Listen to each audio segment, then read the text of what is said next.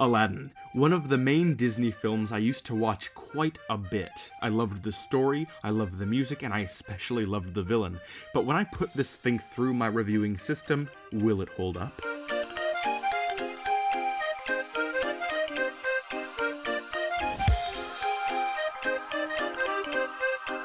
Hello, I'm the Theorizer, and let's just get through this as quickly as we can. I've always wanted to share my thoughts on Aladdin, but I have many theories I'm working on right now. I have another Incredibles theory coming, I'm revising both my Up and Finding Nemo theories, and I'm calculating how many calories are in Sugar Rush from Wreck-It Ralph, and much more.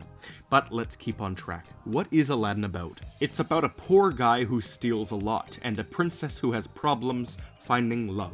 Snake Man with Annoying Parrot has secretly taken control of the entire kingdom by hypnotizing the Sultan and trying to marry the princess. All he needs is a genie lamp, so he hires Aladdin to find it. This results in Aladdin finding it, but befriending the genie inside. He and his monkey also make friends with a flying carpet. The genie makes Aladdin a prince, but when he tries to seduce Jasmine, she figures out he's poor. In the end, JAFAR takes control of the lamp and gets everything, but then he defeats himself with poor choices, also leading to Aladdin and Jasmine falling in love. Creativity. So Aladdin is somewhat based off of another story, but it still has everything you could hope for. The Cave of Wonders is especially creatively designed, as is the whole concept of the movie, really. I don't even know what to say. I used to watch it all the time, and whenever I put it on, I thoroughly enjoyed it. Creativity is going to be rated 8 out of 10.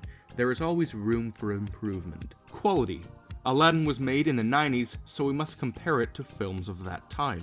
And if we consider just the first movie and not the sequels, the animation was honestly fantastic, some of the best I could ask of Disney. For most 2D animated movies made around this time, I'll probably rate most of them 8 out of 10, just like this one. It has decent frame rates and fluidity, and out of the few scenes that they made will look 3D-ish, I thought all of them were grand attempts. This kind of movie takes a lot of skill. So much movement and so much color. Story. As I said before, this movie isn't 1001% original, but that doesn't mean it didn't become something equally phenomenal. I thought that the character backstories were pretty good, and I just wish we got one for JAFAR. I always loved the villains, but I also really liked his plot to get the genie. Whenever a grand machination is involved in a story, I instantly adore. So bravo Aladdin, another 8 out of 10. Characters. I feel like their designs match their personalities to excellence. I feel like their movements are quite good. I feel like their motivations are legitimate, and I feel like the villain is really evil. Probably my favorite childhood villain of all the villains I knew in my childhood. I thought that the Sultan's character was quite funny, and the genie. Oh, the genie.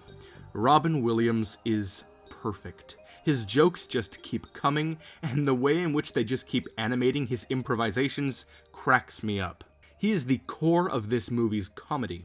As a kid, like with most kids, I always wished that I could have 3 wishes, or wish to be like all-powerful.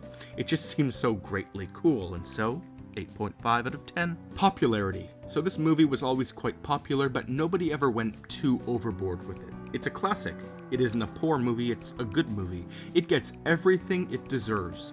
So many other pieces of media have referenced it, but there's always room for improvement. But even though everybody loves it, it's still underrated. So I will give it a solid 8 out of 10. So there's only 2 factors left, and the first one is soundtrack. Well, the songs are catchy as hell, and are some of the most parodied Disney songs from any of their movies. The composers are spot on.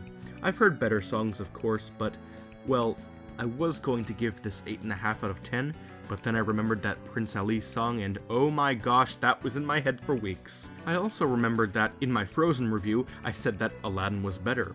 I also said that Frozen's music was 10 out of 10, and so, well, I'm not one for contradictions, so I'm unapologetically going to give this movie 10 out of 10 for the soundtrack.